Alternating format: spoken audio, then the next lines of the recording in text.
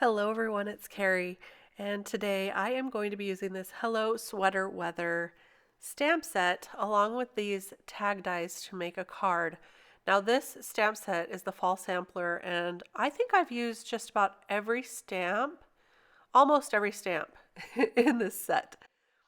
So I went ahead and die cut that tag die with one of the circles, and it fits right inside the die cut to cut it out. And I also cut out that whole reinforcer, that little circle die that goes around the center there. And now I am going to go ahead and stamp the Hello Sweater Weather right on this tag, and it fits pretty much perfectly. So I'll place it in my MISTI here, and I'm going to stamp it with some Distress Oxide ink. This is the Salty Ocean color. And Distress Oxides do stamp a lot better than Distress inks, so I really like how these work to stamp. But I did stamp it twice to get a really nice impression. And another really great thing about Distress Oxides is that you can heat emboss with them because they do stay wet just a little bit longer. They have a little bit of that pigment quality to them. So I have some Judikins embossing powder, and this is one of those sparkly embossing powders. And I'm just going to pour that over the top, tap it off just a little bit, and then I'll heat set that right onto the tag. This way, I'm not going to smear that inked image or the inked sentiment. It will be all captured underneath that embossing powder. So that is one thing I really like about heat embossing over a stamped sentiment or an image. So here I'm just heat embossing that, and you can see that the color does come out a little bit darker. I really like that look.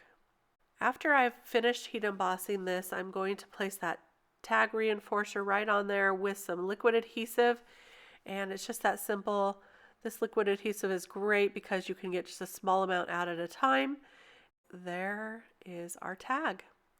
It's all ready to start to make the background. I'm going to take 3 different colors of Distress Oxides, and I'm going to ink them on with my new tool here. This is the new domed ink blending tool, and you can see that the top of it is domed. It's the same kind of a ink blender as the ones before, but this topper is blended and the handle is already gray, which is great because then I can show that these are for my Distress Oxides. Here's kind of a difference in comparison between both of those ink blenders. I use them both, but mostly I love these ink blending, the domed ones, when I am inking on Distress Oxides, and I'm going to show you why. So at first I started just kind of tapping the ink, but then I really got into it. I got some of that ink fully onto that ink pad, and look at how beautiful and full this blends. It was a lot easier for me, and so I'm in love already. And I've just been trying them out for the past few weeks. This is actually one of the first times that I've used them in this video, although if you've been watching my channel, you know that I have been using these for a little while now. There's the first color. Now I'm going to go ahead and choose. Now this is all in real time right now. I'm going to speed this up in just a minute, but I wanted to show you how fast this ink blending went. I mean, it pulled together so quickly for me.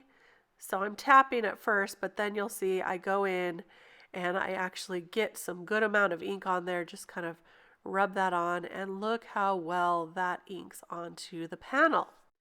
This paper is Nina Solar White 80-pound paper. It's my favorite paper for ink panels and for a lot of things.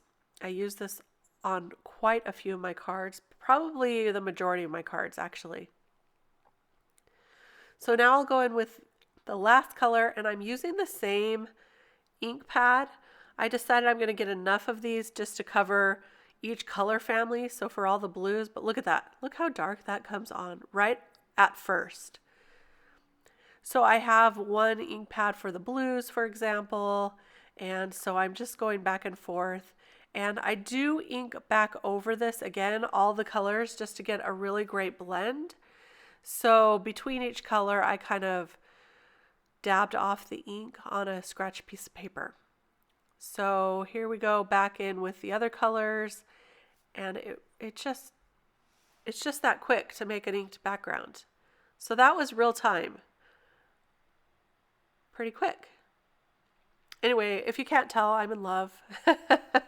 I already purchased a bunch more of these handles so that I would have one for each color family as well.